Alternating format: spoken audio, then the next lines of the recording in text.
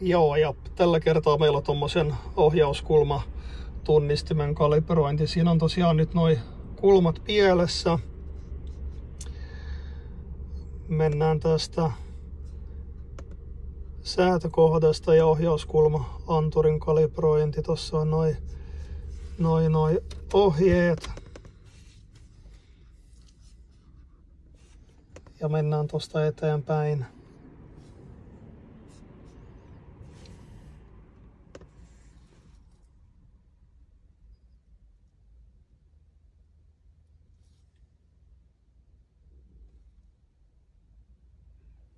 Ratti tietysti suorassa, virrat päällä.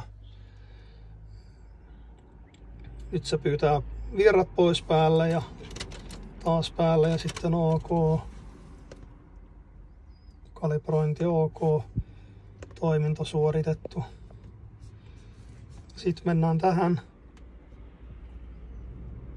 reaaliaikaiseen dataan ja katsotaan mitä se nyt näyttää meille. Missä se oli meillä?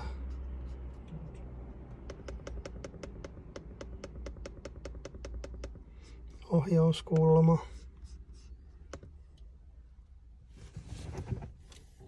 Nyt se näyttää 0.